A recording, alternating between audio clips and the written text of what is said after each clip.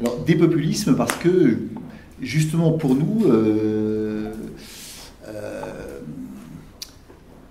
populisme renvoie... Alors, le problème, c'est que, vous verrez ça en lisant l'introduction, c'est qu'on n'est pas totalement d'accord sur, on va dire, les racines du populisme, et peut-être même sur l'essence du populisme. Parmi nous et parmi les auteurs, il y en a qui pensent que c'est effectivement une réaction à un phénomène, notamment à une crise, notamment à une perte d'identité. C'est ce fameux cri des peuples qui ne veulent pas mourir, hein, que sur une très belle et très juste formule de Philippe de Villiers. Mais rien que ça fait que, au fond, il y a pratiquement, potentiellement, autant de populisme que de peuples qui ne veulent pas mourir et qui vont exprimer différemment ce désir de vivre, cette volonté de ne pas succomber finalement aux assauts de la mondialisation, du capitalisme néolibéral, du saint-simonisme dans ses différentes manifestations, etc. etc. Voilà.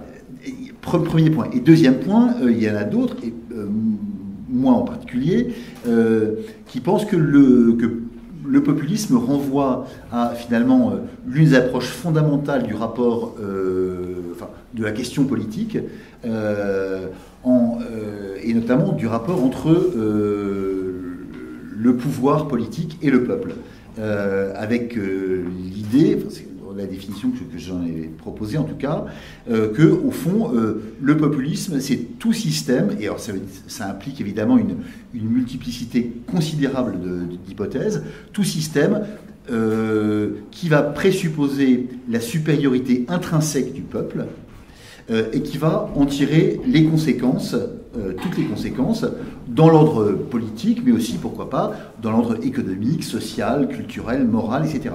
Ce qui veut dire que cette espèce de définition extrêmement sommaire que je défends, pour ma part, implique évidemment encore une multiplicité d'hypothèses, puisque il y a une infinité de manières de concevoir ce peuple, et il y a une infinité de manières de concevoir sa supériorité, il y a une infinité de manières de concevoir ceux qui vont éventuellement s'opposer à celle-ci, et infinité de manières également de concevoir les conséquences politiques, économiques, sociales, etc., qui en résultent.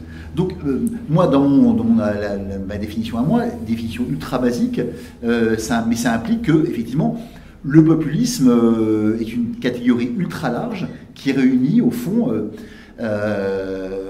aussi bien une approche démocratique classique, voire libérale, quasi-libérale, que des systèmes totalitaires fondés sur, présupposant la supériorité du peuple. Bref,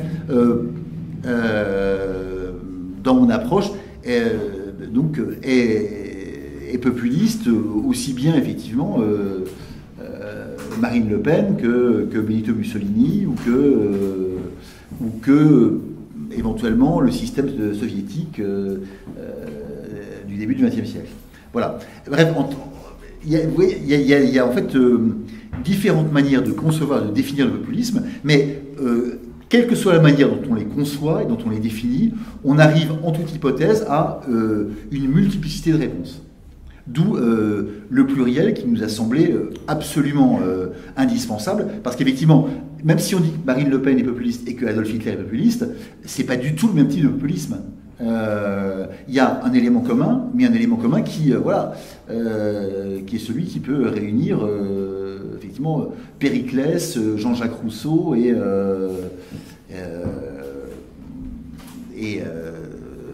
Orban, quoi. Enfin voilà, c'est... Justement, vous parlez de cette multiplicité des populismes en fonction, en effet, de la définition du peuple et de ce qu'on entend par cela. Et ce qui est intéressant, c'est de voir que le terme de populisme est finalement d'un emploi relativement récent, pourtant il est déjà plus ancien, on en parle déjà dans les mouvements agraires au XVIIIe siècle en Russie, et puis même il y a un livre qui vient de sortir il y a peu qui parle quand Rome inventait le populisme. Quelle est la genèse en fait de ce mouvement populiste finalement? Est-ce que ce mouvement populiste n'a pas toujours existé à travers l'histoire? C'est une question pour l'historien. Je vais vous répondre. Essayer de vous répondre. Disons que Effectivement, le problème auquel on se heurte quand on parle du populisme, il est double. D'une part, il y a un véritable danger qui est un danger tenant au fait de vouloir se concentrer uniquement sur les temps que nous vivons et de considérer que ce populisme dont on parle serait au fond un phénomène nouveau. Ça, je crois qu'effectivement, on a été entièrement d'accord pour balayer cette idée. Alors, se pose maintenant, effectivement, à la fois une question de temporalité et une question de définition. Alors, on peut effectivement considérer que le populisme pourrait remonter jusqu'à Rome, posant, comme l'a dit d'ailleurs très bien Frédéric, la question de la supériorité du peuple, du rapport du peuple au pouvoir ou du peuple aux élites. Bon. Cela étant, d'un point de vue historique, si on considère l'histoire du populisme, on va effectivement principalement arriver à la naissance du mot, c'est-à-dire au fond à la seconde moitié du XIXe siècle. Et ce qu'il est intéressant de noter d'emblée, c'est que ce terme, qui va être d'ailleurs usité pour la première fois en France en 1912, le terme, traduit du russe, le terme d'ailleurs renvoie effectivement à ces populistes russes, c'est Narodniki, à ces gens versés dans le combat pour une forme de socialisme agraire, basculant dans le terrorisme, éliminant le tsar, etc., ça, avec comme maître à penser Bakounine. Ça, c'est un élément très important, parce que Bakounine est ici, en Europe occidentale, considéré comme un anarchiste, alors qu'en réalité, il est d'abord un populiste russe, et si d'ailleurs Bakounine, je fais une incise, mais c'est important, où est-ce que Bakounine a au fond été le plus connu en Europe? C'est en Espagne. Et c'est évidemment absolument pas un hasard si on songe à la situation agraire de la péninsule à la fin du 19e. Mais passons. Il y a cet aspect-là, et il y a l'aspect également américain avec les Grangers, etc. Le problème, c'est que quand on continue à énumérer un certain nombre d'autres mouvements, on va se heurter d'emblée à un autre problème. C'est qu'on a une pluralité de mouvements populistes. Et tout au long du fin 19e et jusqu'au 20e siècle, la liste est très longue et on en parle dans ce volume. Mais ce qui est tout à fait fascinant dans le populisme, et très intéressant me semble-t-il, et qu'on a en particulier en Europe, je sais que c'est une de mes marottes, et Frédéric me voit venir, mais on a en Europe un problème par rapport au populisme, c'est qu'on ne comprend pas ou qu'on saisit mal qu'il y a les populismes mouvements, mais que pour parler comme l'historien italien Renzo De Felice sur le fascisme, il y a eu des populismes régimes. En Amérique du Sud, les populismes ont été au pouvoir. Brésil, Vargas, Perón, Argentine, Cardenas au Mexique, etc. Et si vous êtes dans un débat avec des latino-américains, des scientifiques latino-américains, le mot populisme n'est absolument pas un gros mot. C'est au contraire une catégorie de la science politique parfaitement pratiquée. Alors, quand on arrive aujourd'hui où on constate à quel point effectivement ce terme est complètement galvaudé par les usages polémiques que l'on peut en faire, on se dit, mais comment s'y prendre? Et je crois, pour ma part, que d'une part, la définition proposée Frédéric, cette espèce de définition minimale. Deuxièmement, la question à poser constamment du rapport du populisme, du mouvement au régime. Si on pense aux démocraties libérales, est-ce qu'on peut par exemple considérer que Orban, il faudrait déjà considérer qu'Orban est un populiste, ce qui pour moi ne va nullement de soi, et surtout que son régime serait un régime de type populiste. Est-ce qu'on est passé à un populisme régime? On peut en discuter très sérieusement.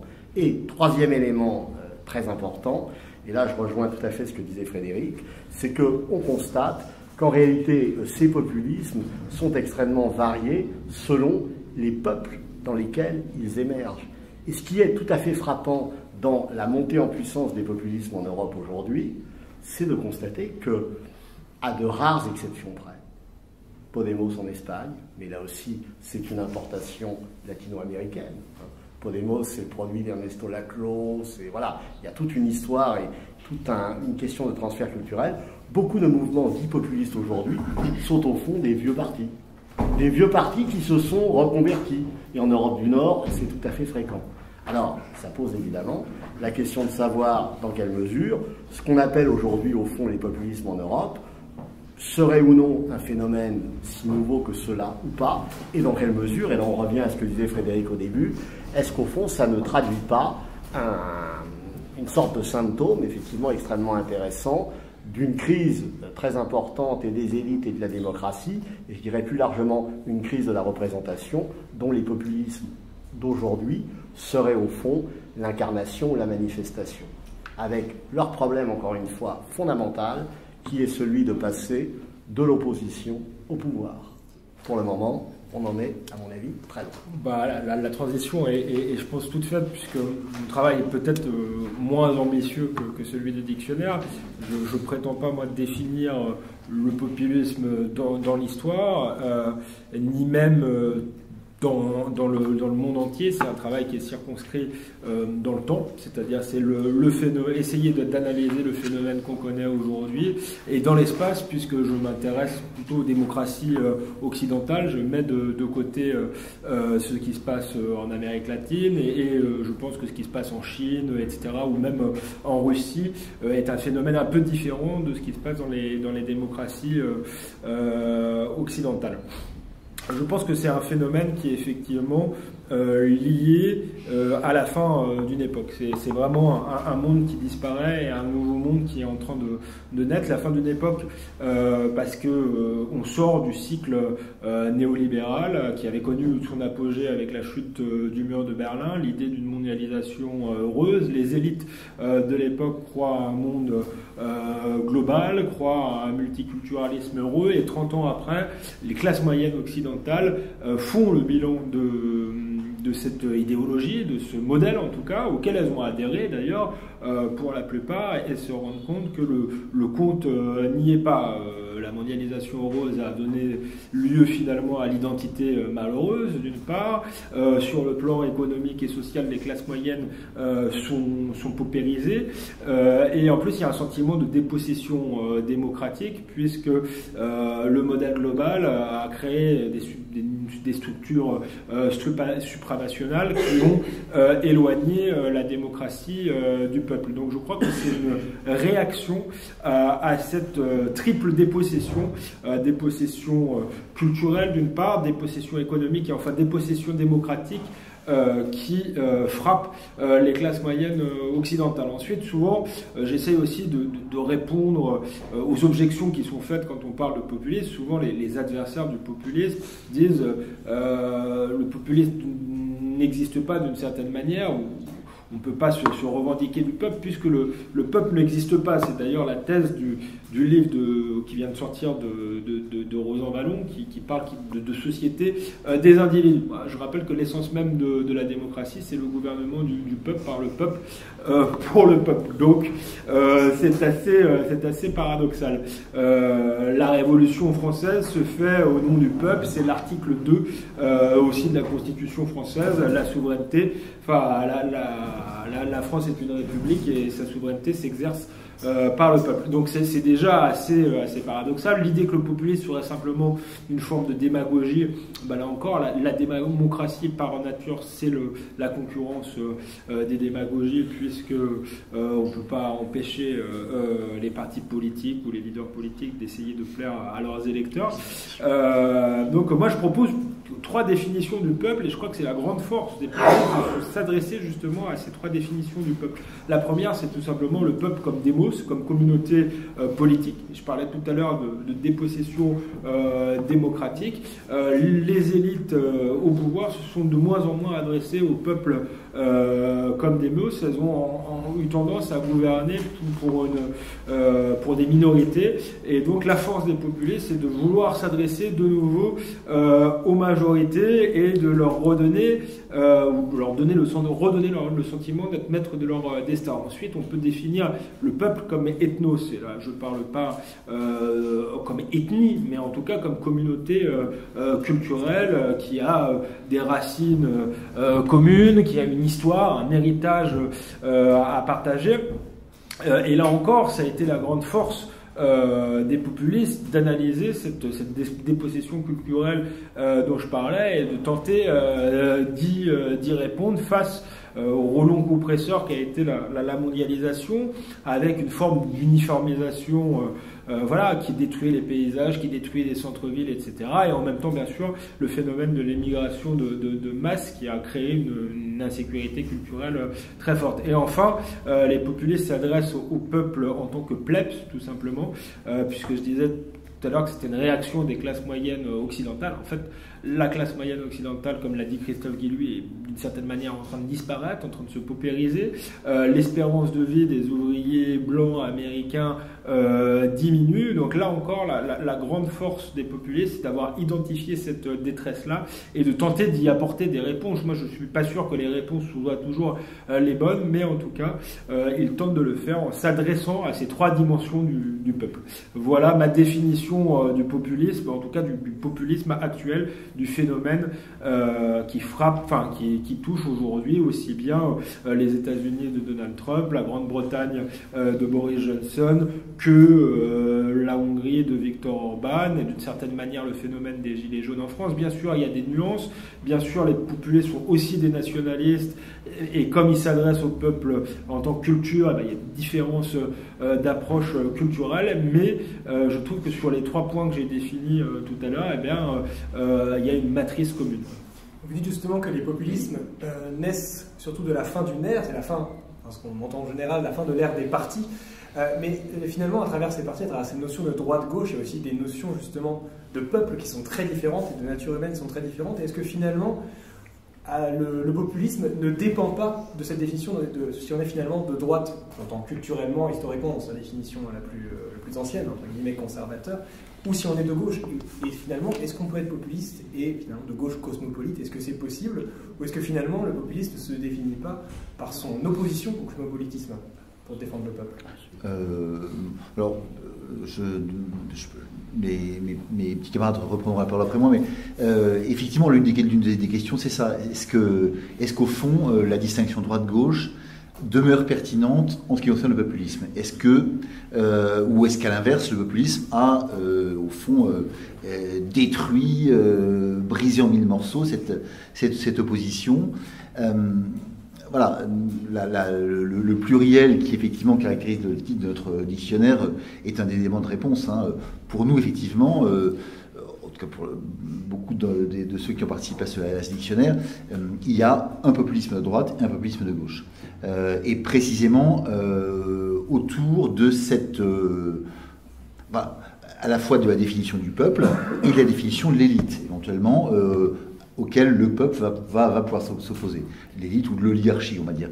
Le populisme de droite est un populisme qui, justement, intègre largement la dimension ethnos dont parlait Alexandre à l'instant, c'est-à-dire la dimension culturelle, linguistique, éventuellement ethnique, voire raciale, pourquoi pas, cette dimension d'enracinement, de durée, etc. Alors qu'à l'inverse, le populisme de gauche, sauf exception, mais il y a des exceptions aussi, par exemple dans la Bolivie de Morales, où il y a un populisme qui est clairement un populisme de gauche, mais qui intègre des éléments finalement ethniques. Voilà. A priori, le populisme de gauche est un populisme, on va dire, constructiviste, artificialiste, qui donne une définition du peuple. Voilà. Le peuple, ce sont, on va dire, pour reprendre un auteur que Alexandre aime beaucoup, Karl Marx, le peuple, ce sont les aliénés. Les aliénés, ce sont ceux qui subissent le plus l'aliénation et l'effet de domination. Autrement dit, le peuple, ce seront potentiellement, on va dire, les femmes, les plus pauvres, les migrants, les sans-papiers, les SDF, etc., etc. En dehors de toute dimension ethnos, si vous voulez. Voilà. Ce sont les plus pauvres. C'est effectivement la plebs de la plebs, en quelque sorte. Et ça n'est pratiquement que ça. Ça n'est pratiquement plus le démos, et ça n'est pratiquement plus non plus l'ethnos. Voilà. Et en face de ça, dans le populisme, il y a ce qu'on appelle parfois le triangle populiste. Le triangle populiste, c'est le peuple, le groupe auquel le peuple s'oppose et le leader populiste, on va dire. Il y a aussi, effectivement, en relation avec ça, dans la définition de l'élite antagoniste du peuple, il y a également une possibilité de distinction entre droite et gauche, bien sûr. Voilà, le populisme de gauche, c'est les méchants, c'est les riches. Dans le populisme de droite, c'est plus compliqué. Ça peut intégrer les riches, ou certains riches, mais c'est pas aussi simple que ça. Moi, je fais justement un chapitre sur la grande illusion du populisme de gauche. Alors là, je mets aussi de côté l'Amérique latine, etc. Bien que je parle des travaux de Chantal Mouffe, qui connaît bien cette région du monde. Mais pour moi, le populisme, l'authentique populiste, dans la mesure où il s'adresse aux 3 dimensions du peuple que j'ai définies tout à l'heure, et transcende les clivages traditionnels. Et je pense que le populisme de gauche, tel qu'on l'a expérimenté en Europe, est un faux populisme, est une gauche radicale, tout simplement. Parce qu'effectivement, Frédéric l'a dit, quand on lit les thèses de Chantal Mouffe, son livre s'appelle « Construire un peuple ». D'une certaine manière, tout est dit. C'est un empilement de minorités, voilà, c'est une construction, alors que dans la dimension ethnos du peuple, il y a quand même la notion d'héritage. Et dans à la limite, le démos, ils peuvent considérer qu'il y a une communauté politique créée de toutes pièces. Mais en tout cas, la dimension ethnos, c'est une certitude, est totalement absente chez les populistes de gauche. Et on voit bien que chez Chantal Mouffe, d'ailleurs, c'est théorisé comme tel. C'est théorisé à la fois comme une construction pure et comme une rhétorique, puisque en gros, elle explique que les mots nation, par exemple, sont des signifiants vides, qu'il faut reprendre en quelque sorte les codes culturels des populistes, selon elle, de droite, mais on voit bien que c'est des éléments pour faire campagne. Ça a été très flagrant pendant la campagne de Mélenchon, qui a d'ailleurs été très efficace. Il a fait une campagne tricolore, bleu, blanc, rouge, où il n'y avait plus aucun élément de la gauche traditionnelle. Son slogan de campagne, c'était au nom du peuple, je crois. Enfin, c'est très proche de celui de Marine Le Pen. Et ça a été efficace le temps du campagne, mais ensuite, on s'est bien rendu compte que finalement, la gauche insoumise, c'était l'auberge espagnole de toutes les gauches radicales. Ça allait d'anciens trotskistes aux indigénistes, etc. Et c'est un truc qu'on retrouve dans tous les populismes, presque tous les populismes de gauche européens. Podemos, ça a été un peu la même évolution. Il y a aussi une chose, à mon avis, qui les distingue du populisme tout court, c'est qu'au fond, ils sont souvent internationalistes, ce qui fait qu'ils sont très ambigus sur la question de la souveraineté. Ils commencent d'abord par défier l'Union européenne et finalement, systématiquement, ils se couchent parce que la nation, quand même, c'est sale et qu'il vaut mieux être pieds et poings liés avec l'Union européenne que passer pour des nationalistes. On a eu le cas avec Podemos, qui a finalement s'est rallié au Parti socialiste. On a eu le cas également en Grèce avec Syriza. Donc voilà, pour moi c'est une illusion. Ça reprend la rhétorique des leaders populistes traditionnels, mais au service d'une idéologie qui est finalement une vieille idéologie, qui est celle de la gauche radicale et internationaliste. Oui, je vais rajouter quelque chose, 2-3 choses. Alors effectivement, je rebondis sur ce qui était dit sur la Grèce, parce que c'est effectivement extrêmement intéressant de voir comment finalement le mouvement n'est pas passé au régime. Et à cet égard, il est quand même très frappant d'observer à quel point effectivement Tsipras, vous direz que chaque parti politique a pu trahir un certain nombre d'engagements électoraux, j'entends bien, mais là, on est quand même dans un positionnement et dans un revirement à 180 degrés. Alors ça veut dire 2 choses. Ça veut dire d'abord le problème de ces populistes, effectivement, de gauche, qui ont un programme dont ils sentent que les contraintes, évidemment, les empêchent de le mettre en œuvre, premièrement. Mais autre question qui se pose malgré tout, parce que tout à l'heure, Alexandre parlait des crises de la classe moyenne, etc. Dans les années 30, c'était comme ça. Simplement, aujourd'hui, il n'y a pas, au moins en Europe, au moins pour le moment, au fond, un certain nombre d'acteurs politiques qui, j'allais dire, osent mettre en œuvre une politique qu'ils estiment nécessaire et par conséquent renverser la table. Et l'exemple de la Grèce, de ce point de vue, est extrêmement intéressant.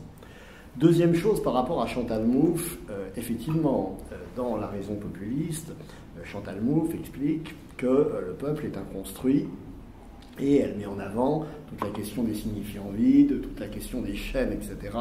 Ce qui renvoie, évidemment, une fois que la chose a traversé l'Atlantique, de l'Amérique du Sud à l'Espagne ou à la France avec Mélenchon, cela renvoie évidemment à ce qu'on appelle aujourd'hui ici la convergence des luttes. Cela étant, et c'est ça que je trouve passionnant, c'est que quand on retourne à la source et qu'on regarde en particulier le parcours d'un Ernesto Laclau, qui est le mari, décédé, le mari de Chantal Mouffe. Ernesto Laclau en Argentine, c'est assez passionnant parce qu'à la fois, bon, c'est un rapport très particulier au marxisme, mais c'est en même temps quelqu'un qui, avec le péronisme, a eu des relations là aussi compliquées et qui a pu en parler en Argentine d'un socialisme national. Et pour le coup, je dirais que toute la force du populisme latino-américain, ça a été la capacité de ces mouvements, au Brésil, au Mexique, etc. Bon, Frédéric parlait de Morales, au fond, de absolument pas opposer la question nationale et la question sociale. Pour eux, les deux vont de pair, puisque l'ennemi, c'est l'oligarchie. Et l'oligarchie, c'est qui? Ce sont les États-Unis, les impérialistes, etc., etc. Et de ce point de vue, effectivement, il y a très clairement deux histoires différentes. Deux histoires différentes. Et ce qu'on connaît bien en histoire politique et culturelle, c'est au fond un phénomène de transfert qui fait que, effectivement, on peut en Europe occidentale parler comme Laclau, mais c'est pas parce qu'on parle comme lui que on est. D'abord, on n'est pas dans le même contexte, et en plus, les histoires et les antécédents sont tels qu'il y a effectivement, et Alexandre le disait, je suis tout à fait d'accord, un certain nombre de barrières qui font que ce clivage droite-gauche, cette dichotomie droite-gauche, eh bien, elle existe et elle perdure dans ces domaines-là. Alors que quand on regarde, par exemple, le péronisme en Argentine, on constate à quel point il a complètement balayé, à l'époque, c'est vrai dans un sens, mais c'est pas vrai dans l'autre, parce que je pense que les populistes tout court, ce que je disais, sont les nationaux populistes s'intéressent à la question sociale. C'est une de leurs forces de conjuguer, oui, pour le dire très bien, d'une forme de programme de droite en matière de sécurité, d'immigration, oui, et de programme plus protectionniste que le modèle néolibéral en matière d'économie.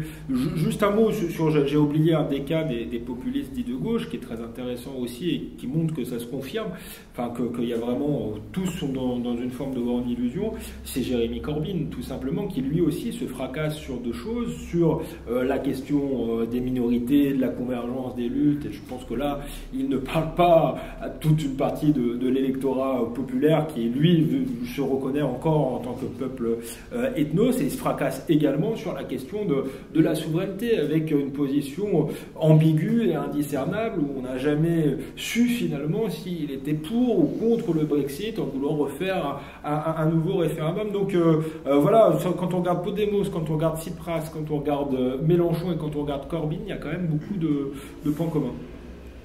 Et ce qui est intéressant, justement, on parle déjà des clivages politiques, mais surtout ce qui est marquant à travers ces deux ouvrages, c'est que le populisme, en tout cas celui qu'on vit actuellement en Occident, est associé très largement à la démocratie dite illibérale, en Europe de l'Est.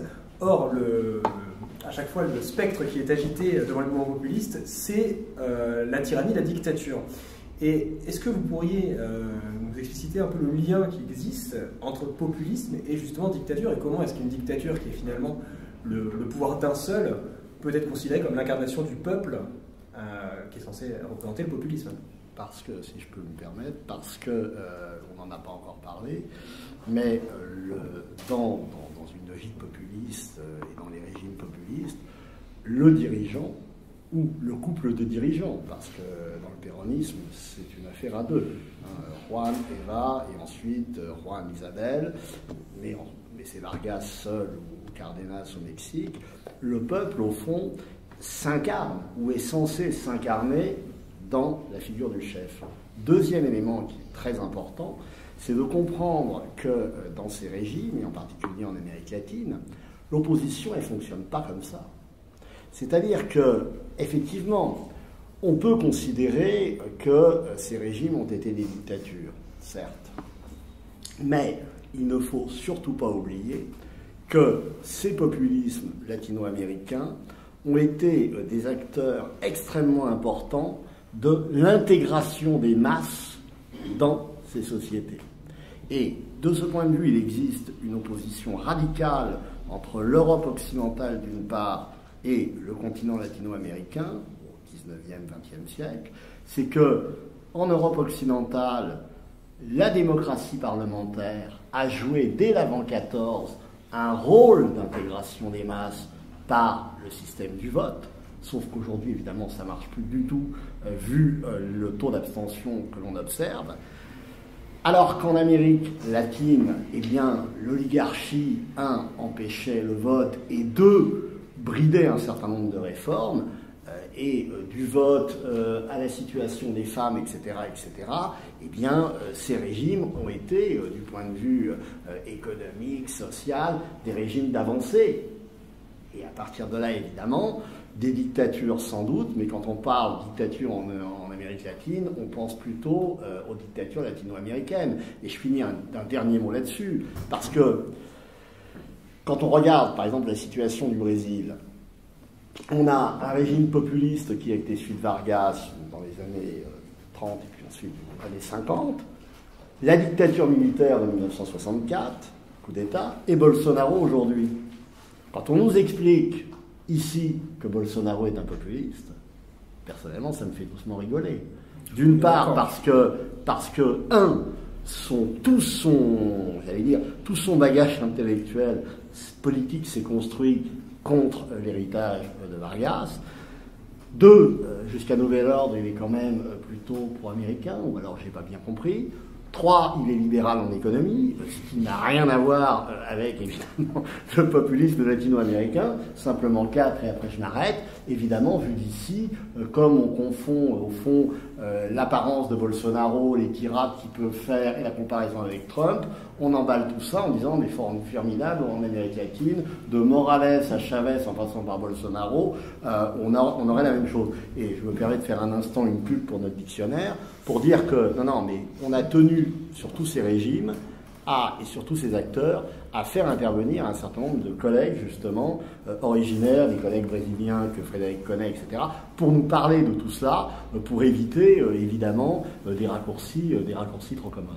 Ben c'est d'ailleurs pour ça que moi j'ai commencé par dire que je ne parlais pas du phénomène de l'Amérique latine, mais pas non plus de Poutine ou de Xi Jinping ou d'Erdogan, parce que je crois que justement dans le langage médiatique, il y a une volonté de faire l'amalgame entre tous ces régimes qui n'ont rien à voir. Et je ne suis pas de ceux qui diabolisent le régime de Poutine, mais je pense que c'est un régime autoritaire qui correspond à l'histoire de la Russie. La Russie n'a pas la même histoire que la nôtre. D'ailleurs, c'est un raisonnement très libéral de vouloir faire un modèle commun. C'est justement une vision détachée de l'histoire et de la géographie. Donc, je pense qu'il faut quand même s'intéresser à l'histoire et à la géographie, de même que l'histoire de la Turquie, il y a toujours une tension entre un régime laïque et un régime islamiste. Donc c'est très particulier, et là on a une forme de néo-ottomanisme, on n'est pas du tout dans le même registre que les populismes d'Europe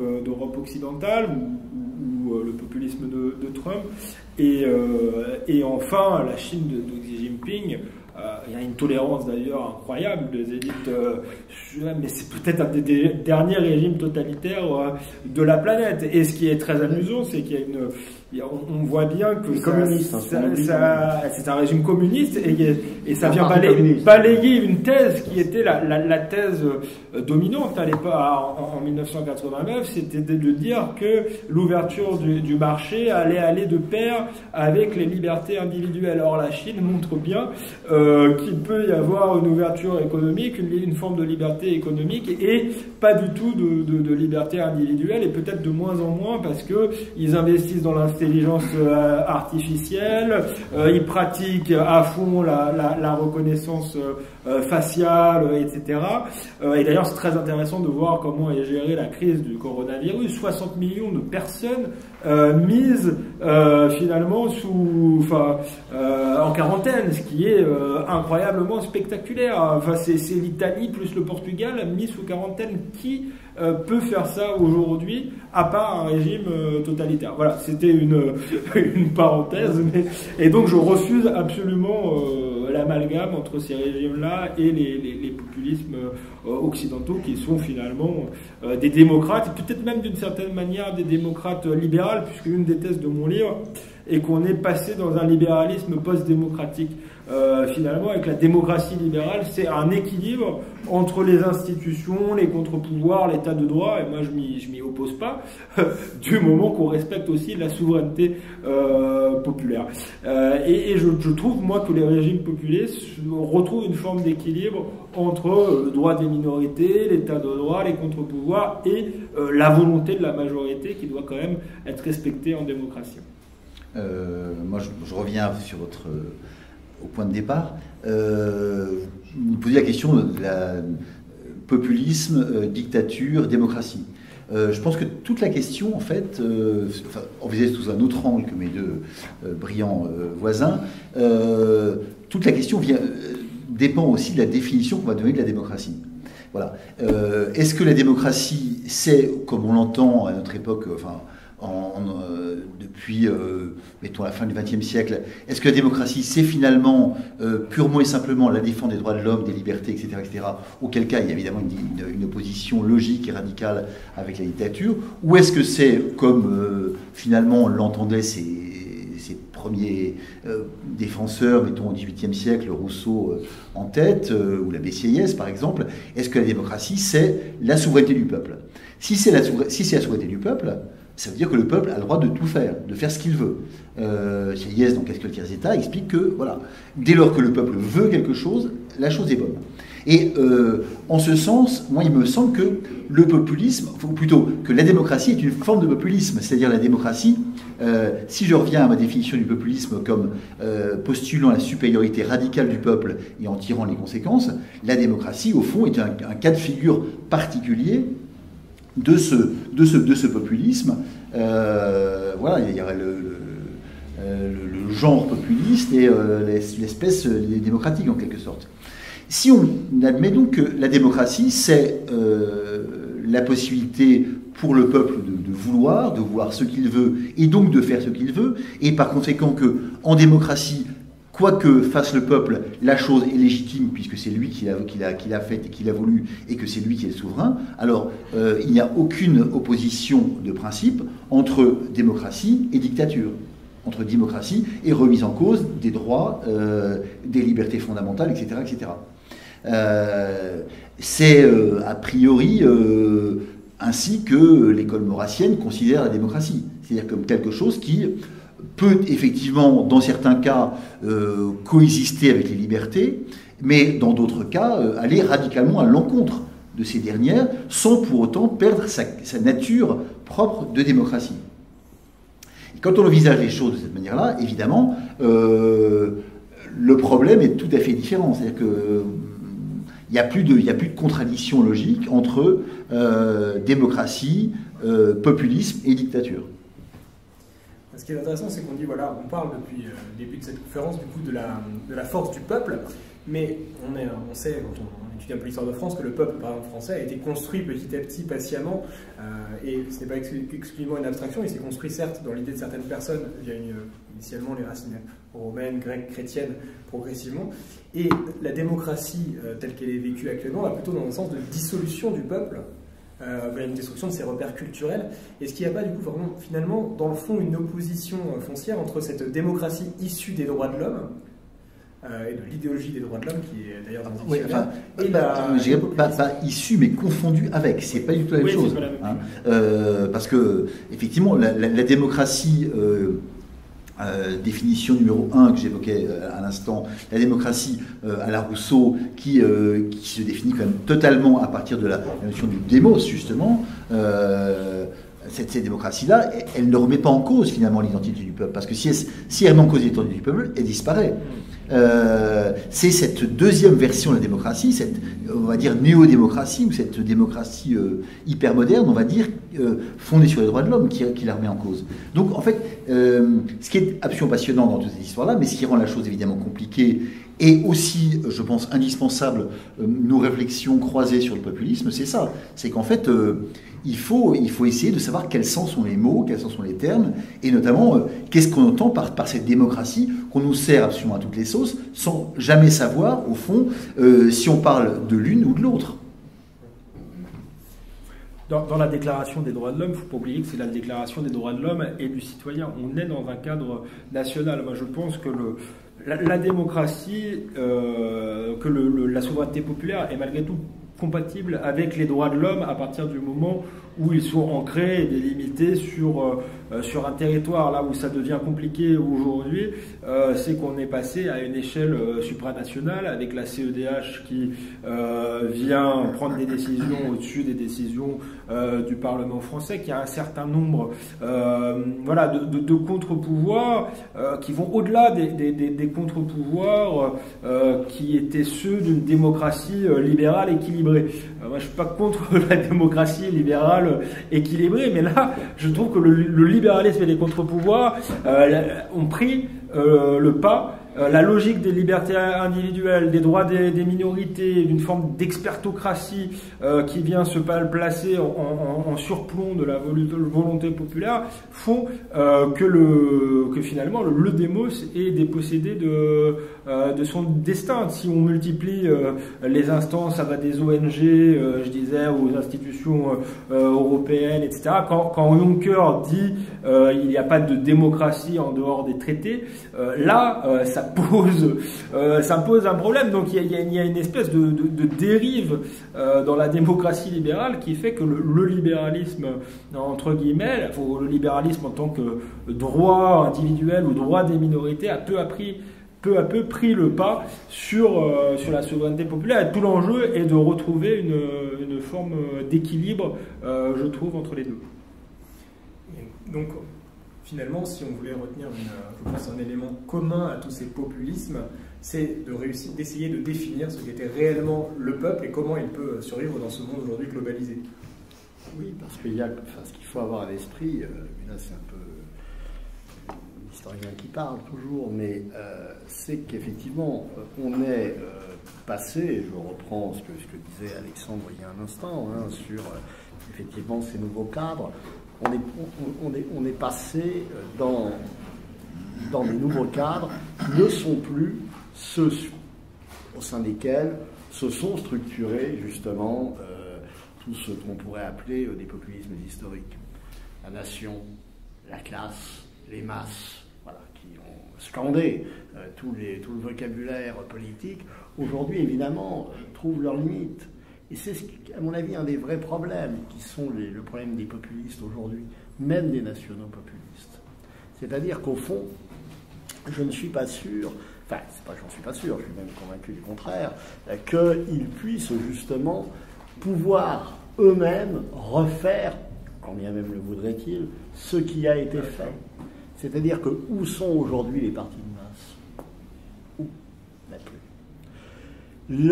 La montée en puissance des réseaux sociaux, d'un individualisme croissant lié à eux, etc., fait que, en réalité, ce qui peut d'ailleurs à terme poser un véritable problème au populisme, c'est la question effectivement du lien social et, j'allais dire, là j'emploie le terme, mais de façon tout à fait littérale, mais d'une forme de convergence, non pas de lutte, mais des engagements. Et ça, c'est un élément tout à fait intéressant. Et je dirais qu'en France, on est peut-être moins touché qu'ailleurs par cela. On est sans doute un des derniers pays où les gens manifestent, vraiment, se mobilisent. Quand on regarde d'autres pays d'Europe occidentale, un certain nombre de réformes sont passées sans la moindre difficulté. En France, c'est un peu différent. C'est un peu différent, mais cela étant qu'on ne s'y trompe pas non plus, on est quand même très loin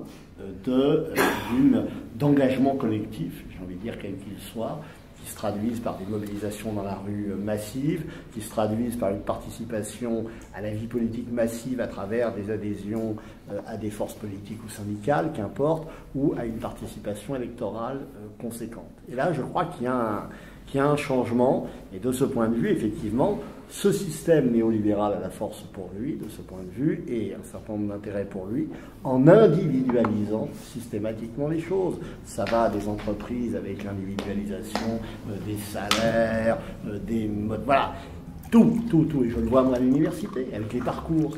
Formidable, chacun est censé avoir le sien. Non mais je veux dire, c'est formidable, ça complique les choses. Non mais, où est la logique collective ?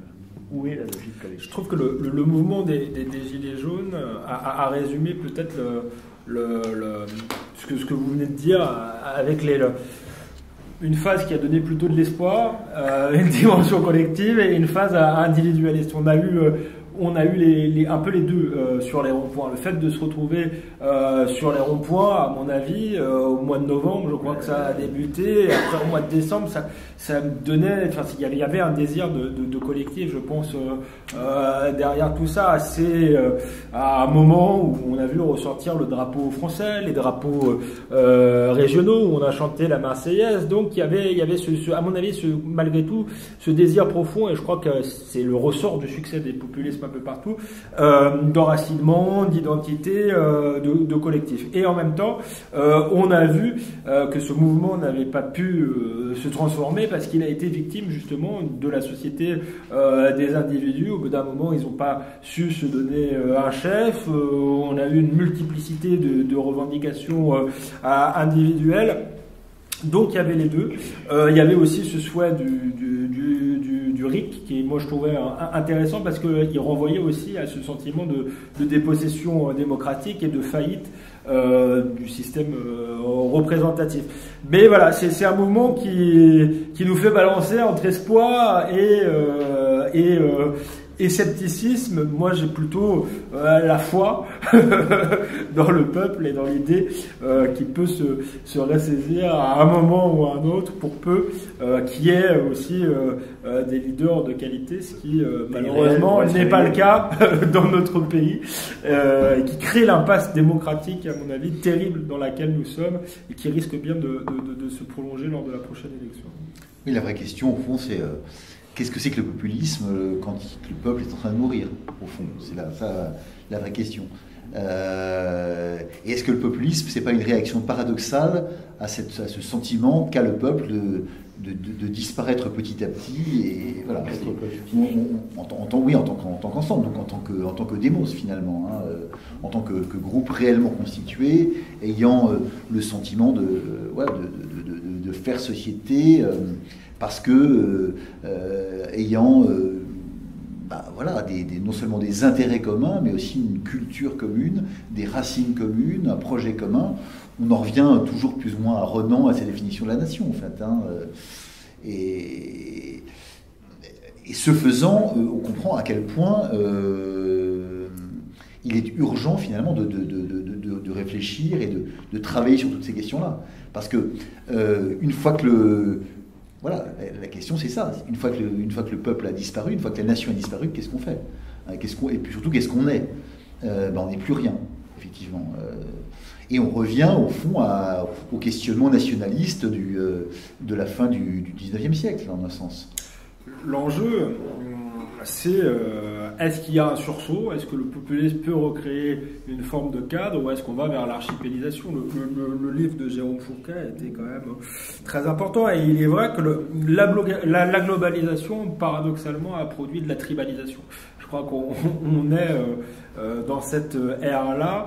Régis Debray parle de la dialectique de l'ayatollah et du Coca-Cola. Alors, il parlait de l'Iran, je crois, mais c'est ça. Est-ce qu'on va vers une libanisation de la France ou est-ce qu'on va vers un sursaut collectif? Je crois que le danger il est beaucoup plus dans cette tribalisation que dans le danger populiste qui est plutôt un refus, malgré tout, aujourd'hui, de la majorité des Français de se laisser entraîner là-dedans, dans cette archipélisation. Un refus assez sain, finalement, et assez normal. Hein. Effectivement, c'est le noyé qui lève le bras pour essayer ou les bras pour essayer de ne pas y passer. Et justement, vous avez bien souligné tout à l'heure que ce qui manquait, notamment au mouvement des Gilets jaunes, et peut-être en France, au mouvement populiste en général, c'est un leader qui allait s'incarner, cet élément du triangle finalement du populisme. Qu'est-ce qui, à votre avis, explique cette absence de leader en France populiste? Est-ce qu'il y a un style populiste qui manquerait à la France? Et après, vous me voyez venir, hein, votre réaction française, est-ce qu'il y aurait une incompatibilité finalement entre un roi et un meneur populiste? Est-ce que le roi peut incarner justement ce peuple? Sous un mode populiste, je ne suis pas certain, mais faiblesse d'un leader, oui, sans doute. Et en même temps, ce qui est tout à fait intéressant, c'est quand même les scores obtenus avec des leaders faibles, ou réputés faibles. Là, c'est quand même intéressant. Ça veut dire qu'il y a effectivement un potentiel politique, un espace politique envisageable. Mais moi, ce qui me frappe surtout, et je reviens un instant sur ce que disaient Frédéric et Alexandre, sur le constat que l'on peut opérer, c'est aussi la faiblesse de phénomènes de transmission. C'est-à-dire qu'on voit bien que les cultures politiques ne se transmettent plus, et je dirais sur l'ensemble du spectre. Qu'est-ce que des militants de diverses forces politiques, d'ailleurs ce qu'il en reste, hein, parce qu'ils sont quand même de moins en moins nombreux, d'ailleurs vous ne voyez plus de militants dans la rue, hein. Il y a des municipales, où sont les militants? De quelque bord qu'ils soient, on ne les voit pas. C'est quand même un tournant important. Et deuxième élément, et là je crois que c'est aussi un enjeu fondamental, c'est une question du rapport à l'histoire, à la question de l'histoire nationale, etc., où là, effectivement, une transmission ne se fait plus. Et ce n'est pas uniquement un problème français, c'est un problème plus largement européen, me semble-t-il. C'est un problème plus largement européen d'un pays ou d'un continent qui, finalement, peine... Oui, d'un monde, mais puisque avec Alexandre, on parlait de l'Europe, hein, qui peine, au fond, à se pencher sur son histoire, ou plus exactement, à se l'approprier aussi avec ses contradictions, ses limites, etc. Mais, je vais être très clair, pour sortir ou essayer de sortir d'une forme de repentance qui est tout à fait mortifère. Enfin, de mon point de vue, qui est mortifère. Ça ne veut pas dire qu'il s'agit d'avoir un regard béat sur ce qu'a été notre histoire, mais passer son temps à battre sa coulpe et à être dans une logique de repentance, c'est absolument mortifère, parce que comment pouvez-vous donner envie à des gens d'être fiers de quelque chose dont on leur expliquait que ça avait été épouvantable? Voilà, c'est quand même, voilà, il y a un paradoxe. Hein. On ne va pas construire un futur sur du vide. Michelet revient. Je sais que tu as été un grand lecteur, Frédéric. Pour répondre à la question sur la monarchie par une anecdote, j'ai lu récemment que Boris Johnson était comparé désormais en Grande-Bretagne à Charles II. Le Merry monarque qui est arrivé justement après Cromwell pour restaurer la monarchie. Donc je ne sais pas si c'est un élément de réponse à votre question. On aimerait bien en tout cas. Je pense que un petit peu au bout de cette conférence, on va laisser la place aux questions, parce que je suis sûr que vous avez soulevé pas mal d'interrogations parmi notre public. Oui, moi j'en ai une. Je voudrais savoir si, parce que j'ai pas encore eu le temps de tout lire, il est un peu épais quand même, ce bouquin sur les populistes. Je voudrais savoir si, au fil des pages, je découvrirais des populistes qui ont, je dirais, divinisé le peuple, de la même façon ou avec la même force qu'a été divinisée la Révolution française par les révolutionnaires, et qu'ont été divinisés aussi leur propre régime et leur propre mouvement par les mouvements totalitaires du siècle dernier. Est-ce qu'il y a cette dimension très religieuse? Alors là, c'est un... Je vais avoir parti en Amérique du Sud, nécessairement. Parce que non, ça ne peut être envisageable que dans la perspective de régime. Il y a eu beaucoup de travaux sur cette thématique de la religion politique. À certains égards, oui, quand même. En particulier pour ce qui concerne le culte des dirigeants. Et à cet égard, si vous voulez, ce qui est passionnant, c'est d'articuler la réflexion sur les populismes et notamment le corps des dirigeants, y compris le corps mort. On pourrait parler très longuement du cas d'Eva Perón, de ce qui est devenu le corps d'Eva Perón après sa mort. Enfin, ça a été un véritable, non seulement un feuilleton, mais il a été baladé partout, de l'Europe à l'Italie, ramené en Argentine, avec une dimension presque au fond de relique. Si vous allez à Rio, vous verrez par exemple que dans le palais présidentiel, ce serait évidemment impossible à envisager ici d'une telle façon, vous avez le pyjama de Vargas, j'avais montré ça à la télévision, ils étaient absolument sidérés. Le saint pyjama, avec le pistolet avec lequel... Voilà. Non, il y a un rapport effectivement très important à la figure du dirigeant et aussi à un certain nombre de formes de liturgie politique à travers un certain nombre de manifestations organisées, qui relèvent effectivement d'une mise en scène extrêmement bien rodée, avec effectivement un certain habillement de la part des dirigeants, le rôle de la voix, le rôle des médias, en l'occurrence radio, pas encore tout à fait télévision. Oui, il y a quelque chose de tout à fait comparable avec cette idée qu'effectivement la voix est celle du peuple. Je suis vous. Ouais. Effectivement, c'est une des dimensions très très importantes et extrêmement intéressantes, mais le peuple lui-même, dans certains cas, se trouve totalement, effectivement, quasi sacralisé ou quasi divinisé. Un exemple très intéressant, c'est la Révolution française, qui est un moment, quand même, à beaucoup d'égards, un moment populiste tout à fait évident. Et on a en particulier la figure d'Hercule, qui représente le peuple français, qu'on a encore sur les pièces de 5 francs en argent, je ne sais pas si vous vous rappelez, mais voilà, c'est l'Hercule français hein, le demi-dieu, en fait, hein, Hercule, qui manifeste la puissance, la toute-puissance, la force, la volonté.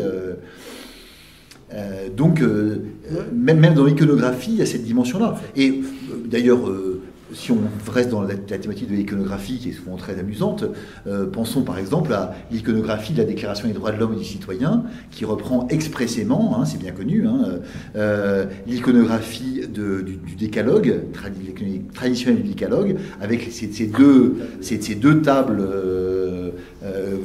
conjointes, etc., avec voilà, toute la mise en scène est exactement la même. Donc au fond, voilà, la parole de Dieu se retrouve dans la parole divinisée de la Déclaration des droits de l'homme et des citoyens, qui d'ailleurs, dans son préambule, est tout à fait dans un registre de sacralité. Hein. Il n'y a absolument aucun doute de ce point de vue-là. Donc effectivement, dans le populisme, si on revient encore à notre définition du départ, impliquant la supériorité intrinsèque du peuple, supériorité qui effectivement peut dans certains cas aller jusqu'à la divinité et donc dans certains cas peut impliquer, pourquoi pas, des mesures allant à l'encontre des libertés fondamentales, etc., des droits, et en tout cas des droits de la minorité, parce que dans son triomphe populiste, Hercule, avec sa massue, il est là pour écraser les aristocrates. Hein. Les aristocrates à la lanterne, c'est pas, voilà, c'est finalement, il a le droit de le faire parce qu'il est au-dessus. Allez-y. Je me demande si le fond du problème n'est pas entre l'éthos, qu'est-ce qu'on a parlé l'ethnos, excusez-moi, et le constructivisme. Et que cette ligne de démarcation traverse le populisme. C'est-à-dire que l'ethnos, c'est le respect, finalement, un respect qui n'est pas une sacralisation idolâtrique. Et le constructivisme, c'est sens une impasse idolâtrique, ça peut être ce que vient de dire Frédéric Beauvillois, la Révolution française, l'idolâtrie qui existait aussi dans les régimes communistes.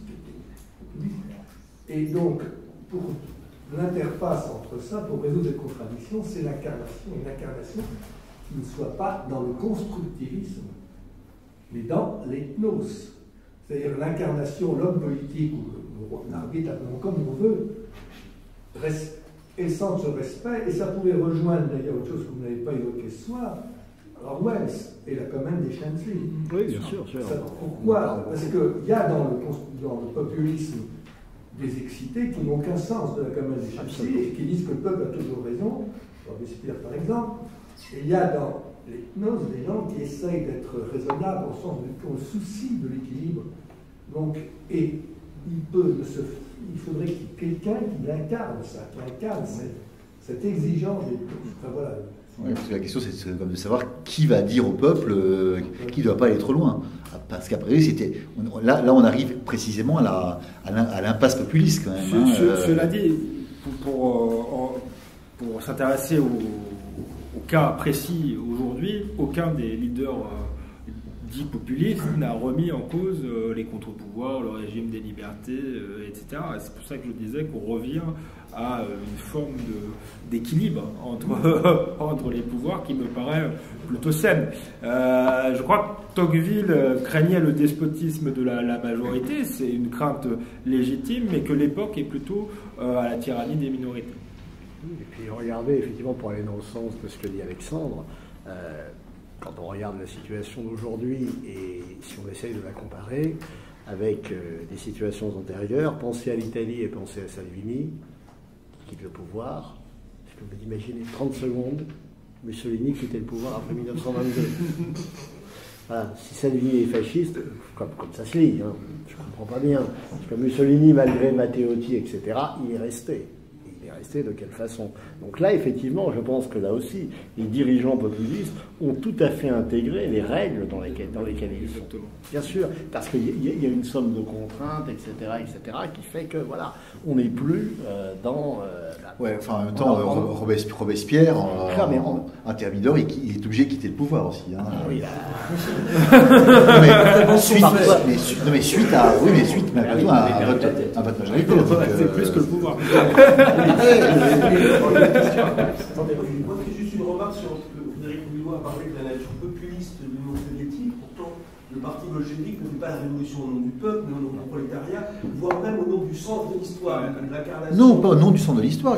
C'est quand même du prolétariat, et d'un prolétariat qui. Mais si, à terme, c'est le peuple, justement. À terme, c'est le peuple, puisque précisément l'idée du processus historique marxiste, c'est que après la dictature sociale, enfin après le moment socialiste de l'histoire, on arrive au stade communiste de l'histoire, dans lequel il n'y a plus aucune contradiction finalement entre les différents éléments de la population qui forment tous finalement le prolétariat, donc le peuple uni. Et d'ailleurs, le nom des États socialistes était généralement République populaire et non pas prolétarienne. Hein. Deuxième remarque aussi, vous parliez aussi du fait qu'il y a une opposition entre la démocratie, on définit simplement, c'est le lieu où la représentation, le peuple agit dans la vie, participe à la vie politique, et la démocratie valeur, droit de l'homme, il y a de plus en plus de gens qui l'assument ça. Je pense notamment à Rosan Vallon ou à Attali, qui dit au fond, le peuple, ce n'est pas le fond de la démocratie, ce sont des valeurs supérieures même au peuple. C'est étonnant de voir qu'aujourd'hui, il l'assume parfaitement. Mais le discours macronien, c'est ça, au fond, aussi. Nous avons juste laissé Alexandre Devecchio, malheureusement, de nous quitter. Oui, je suis navré. Voilà. Bon, on va regarder. Je vous remercie d'avoir été là ce soir.